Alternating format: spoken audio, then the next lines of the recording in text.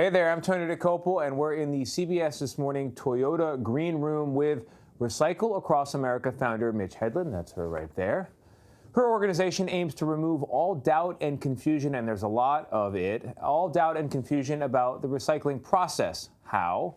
By standardizing labels on recycling bins. Good morning, Mitch. Good morning. I think before we get into some tips on recycling, we should make a few points. First one being that recycling is not dead. Right. And it matters. It does. It does. So recycling, I think a lot of people are hearing that it's dead and that everything's going to the landfill and going to the incinerator, and what's the point? And I think it's really important to say it's not completely dead. ICU, as you put it. It's in ICU, and sometimes, things have to break a lot before everybody takes notice and really steps in to fix it. Yeah. So to believe it or not, at this point, even when recycling is at its worst, I have the most hope for it that I've ever had. Which would maybe right now, right? Yeah. So your hope level is through the roof in part because recycling at the moment is in some trouble. Right. One of the big reasons why recycling is in trouble is because people don't know what to recycle. And they stand there in front of the recycling bin and they do something called wish cycling, where they hold, say, a paper towel, and they're not really sure if a paper towel can be recycled, but they hope it can be, Right. so they put it in the bin. Right. It's aspirational recycling. And that's a big problem because when recycling is contaminated, there's no market to resell it, and when there's no market to resell it, the recycling companies end up taking it to the landfill. Right. So let's go through some of the tips, and they are voluminous. There are 9 of them here from you on how people can improve their recycling success.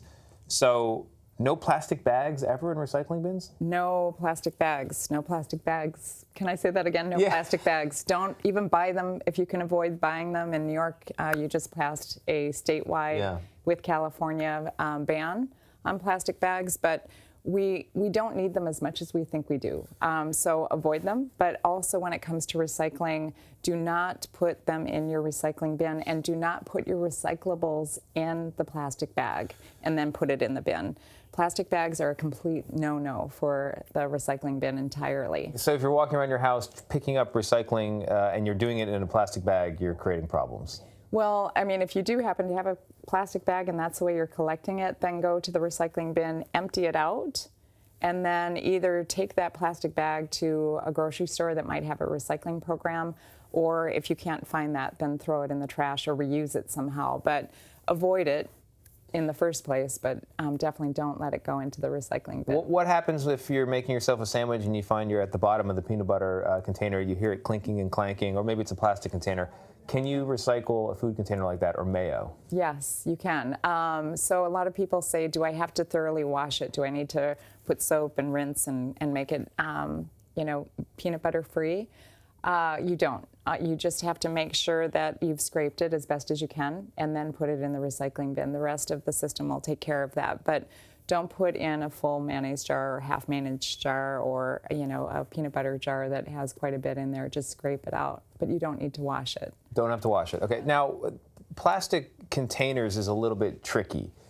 You think anything made of plastic is probably recyclable, but what are the rules on containers? First off, don't trust a chasing arrow. The little recycling symbol. Yes, do not chase that, or do not trust that chasing arrow because it's clip art. It's not protected. There's no oversight, so it gets put on anything, including styrofoam, which often is not recyclable.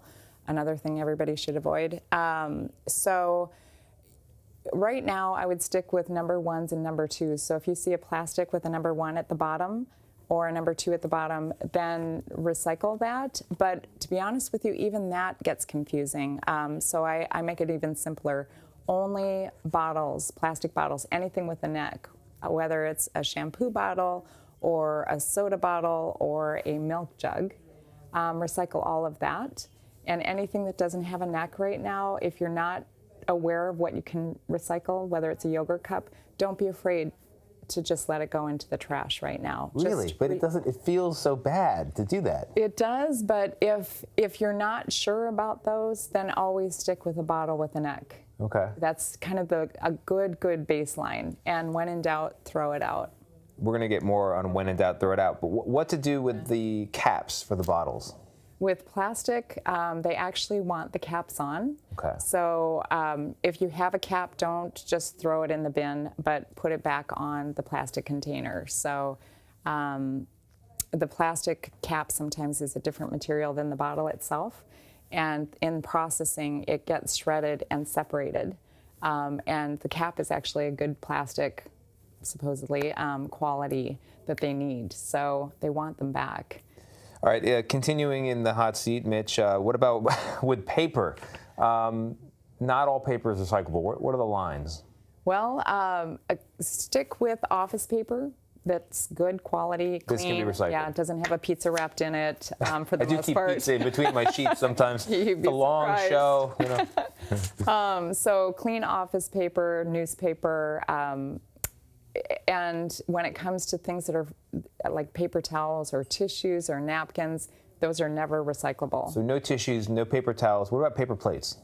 No paper plates. I know it hurts, Yay. but avoid anything that has been too exposed to food, and paper tissue is just not something that's recyclable. So if at the end of the day you're having a glass of wine and celebrating your wonderful green afternoon of recycling, and you should break one of those glasses of wine, can you recycle a glass like that? No, you can't. And unfortunately, the industry is not telling these secrets to people. So people are doing their best thinking, okay, it says glass is recyclable. Clearly, I can put my wine glass in there along with my pickle jar and maybe my orange juice glass that broke, or maybe a window pane.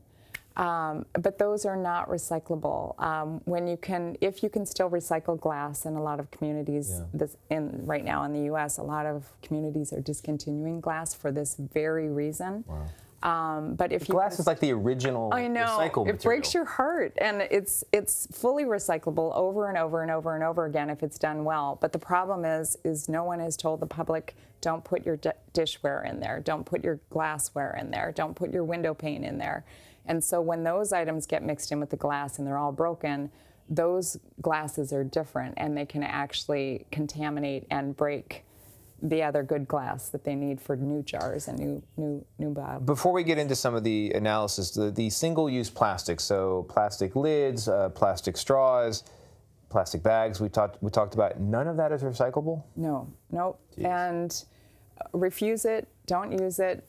And if it is recyclable, if you feel compelled to have a plastic bottle with water in it versus having your own reusable, recycle that. But as far as everything else that's single use, avoid it.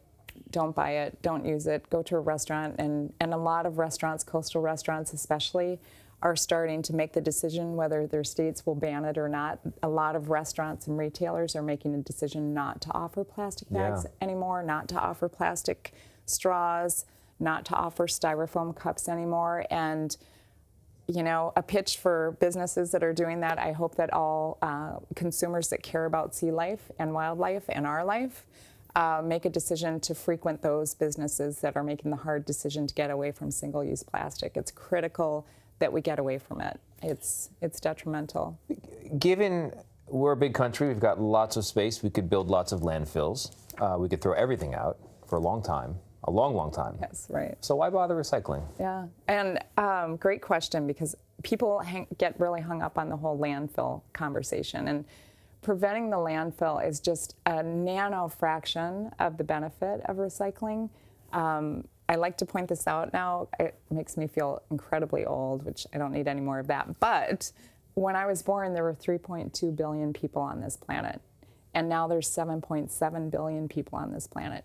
So the idea that we're just going to keep using one time over and over again and depleting all the resources is insane. It's a catastrophic math equation. We can't go like we are right now, where it's just use and throw away. We have to get back into the system as a living, breathing entity of this planet, which all lives in a system. We have to stop thinking we're so smart to just have everything disposable. We're not. It's self-destructive. The throwaway society is the term for it. China decided it didn't want any of our throwaways, not like it used to anyway. Yes. Are they the reason we're having this recycling crisis? No, and it's funny because I read media every day about this issue, and a lot of the media is saying, well, recycling just doesn't want our recycling anymore, or China doesn't want our recycling anymore, and international markets have changed, and that's just not true. I mean, it's the half-truth. They have been warning us for over a decade that our recycling is so contaminated that we need to clean it up, or they're going to start restricting how much they buy. They warned us in 2012 of that. That was called the China National Green Fence Policy. And the U.S. didn't clean up the recycling. And so now fast forward to January 2018, and they said enough is enough. They're buying it by the cargo ship full, and what they get when it comes to China and they unveil it is dirty diapers, half-eaten hot dogs, bowling balls, lawn chairs. I love the bowling ball. What? Yeah. It's recyclable? Yeah. Right. And it's not that people don't like recycling. They love the idea of recycling, but it's presented in such a dysfunctional way that it's really hard for the public to actually take it seriously. And then on that point, number one, when in doubt, throw it out. But then number two, we should have standardized labels. Yeah, it's a no-brainer.